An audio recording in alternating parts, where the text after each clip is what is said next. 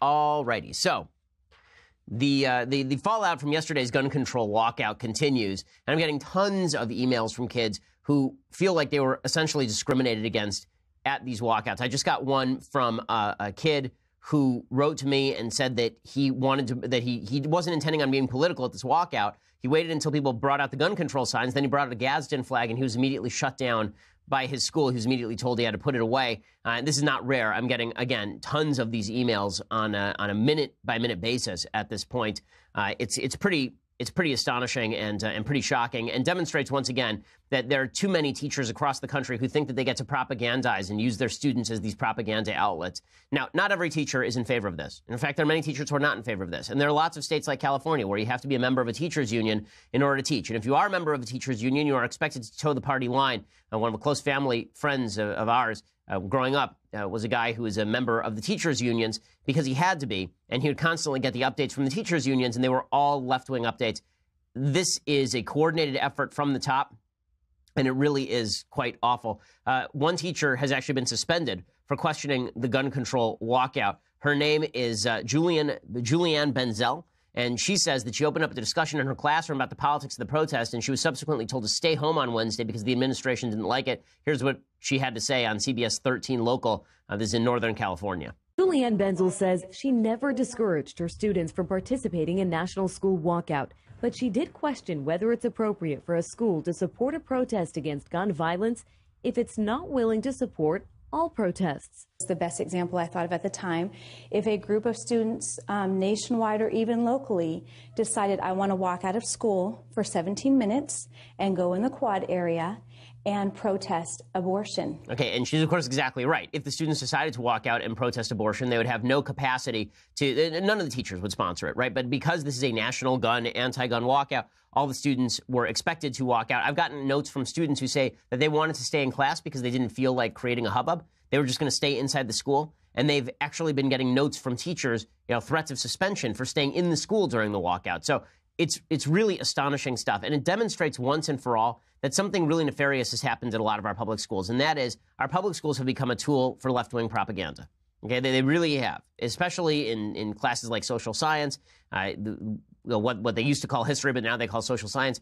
Those classes, or social studies rather, those classes have been taken over by the left. And this is why so many parents are pulling their kids out of public school and putting their kids in private school. They're saying you're not even doing a good job of ensuring that my kids are getting an education, but you can certainly ensure that my kids get to walk out of class and miss class in order to make a political statement that has nothing to do with their education. Because, of course, these kids can't vote. Their parents can. If their parents want to do something, they are free to lobby. Why these kids should be leaving school in order to do what they're doing is beyond me. It doesn't seem like it makes any sense at all. But again, these teachers are political actors, and teachers' unions are political activist schools of thought. That's what they do.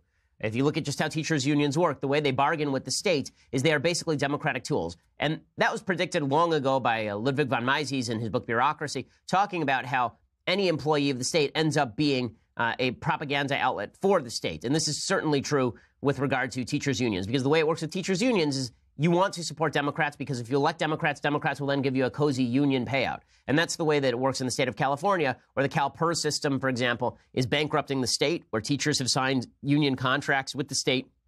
They give them these very, very rich pensions. And these pensions are trillions of dollars, unpaid trillions of dollars, at least hundreds of billions of dollars. And the state lies about it. And the state says, well, don't worry, we're going to pay out. We'll never have to tax people additionally because we're just going to have a certain growth rate in the CalPERS fund. None of that's ever going to happen. But again, if you're a teachers union, then this is all great for you. All you have to do is support Democratic policies and get Democratic politicians elected with all of the union dues that the teachers pay in. And the state mandates that you pay your union dues in order to work. So you have this guild, and this guild is mandated by the state. You have to work for the guild in order to work for the schools. And then the guild takes some of your money and pays those politicians to keep that system going, keep that rigged system going. And those politicians get to push legislation, and all they ask in return is that the teachers' unions push all of their ancillary causes, and that's what a lot of these teachers' unions are doing. It's really shocking and appalling. And again, most of these students who are walking out have no political bent one way or another. It's not like most of these students who are walking out are passionate about gun control. The vast majority of students who walked out probably have no idea anything about gun control. They probably don't know any facts about gun control. In fact, there are some students who are walking out just because they want to walk out and go do stupid things. Like this is film from Chicago. Students walked out and they proceeded to trash a Walmart for no reason. Oh my God, look how they tore up our store. Vigilantes. Kids. She ran to the back and said, I'm taking off my vest. Look at this. Oh my God. They got the noodle pallet. They gonna make us work today. Oh my God. Yes. So these students charged into a Walmart and they upturned all the stalls. I like the security guards laughing about it. Well done, security guards. But it's just demonstrative of the fact that young people sometimes are stupid. This does not mean that all young people who walked out don't have any political knowledge. Some of them do. Some of them are politically active. Some who oppose my position, some who support my position, some who are in favor of Second Amendment rights, some who are in favor of gun control. But to pretend that all of these students are the wisest and fairest of all beings, they're the elves in our little morality play of Middle Earth, it's foolish, and it's not true at all, especially when you look at what actually happened in Broward County. So this video came out yesterday, and it really is shocking.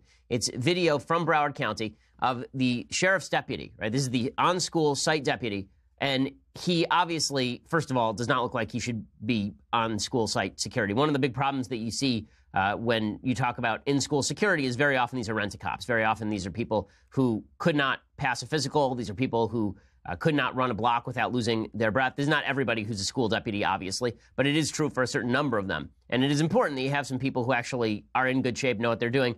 This guy I don't feel bad ripping on because you'll see in the video that they hear the gunshots. He takes off on his little golf cart to go over to the area where the shooting is happening. And then you'll see in the video, he stands around and does nothing for 20 minutes. Here's what it looked like when the Broward County Sheriff's Office released the tape. So you can see him. It's a silent video, so I'll narrate it. You can see him, and Scott Peterson, the BSO school resource officer, who looks like he's maybe in his 50s, and he drives over to the area where the shooting is happening, and then he proceeds to legitimately just stand outside the building. He's just standing around outside the building doing nothing. I mean, it's an amazing thing, right? And there's part of this video that we cut out where you can actually see students fleeing the building through another one of these doors. Does he charge in? Does he do anything? No. And according to the Broward County Sheriff's Office, the orders that are given to their officers are that if there is an active school shooting, you are supposed to engage. You are not supposed to stand outside. So the talk about how these guys were told that they were supposed to stand outside, how that was the policy of the department, that was not true. So there's one problem with the department with regard to policy, and that is this policy that says we're not going to arrest anyone because we don't want to increase the arrest statistics on students. We want to show that our students are doing really well, and so we'll just pretend that no crime is going on. But this one looks like it was on Scott Peterson and not on the Broward County Sheriff's Office, per se. Nonetheless, this is not stopping the agenda from rolling forward. Mika Brzezinski over on MSNBC, she says the NRA should be sued. Some things have changed, at least in the state of Florida. The NRA, with their inflammatory ads and threatening ads, should be sued. Okay, on what grounds should the NRA be sued? In order for you to sue somebody, you actually have to have a legal grounds. There actually has to be a legal purpose for the suit. Otherwise, it'll be thrown out. But according to so many people on the left, lawsuits happen when you're angry at something. So you don't like the NRA's ads, you get to throw it out. Okay, the NRA was not responsible for this shooting. One of the most astonishing things I saw yesterday was Code Pink calling for an end to funding for JROTC on campus. They're saying, well, we don't want campuses militarized. We need to stop funding JROTC. There were 3 kids who were killed who were members of JROTC, and one of those kids actually threw himself in front of bullets to save other kids.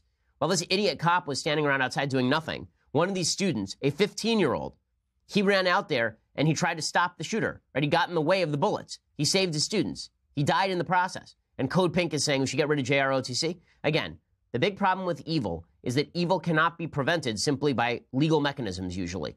Evil can only be prevented by good people.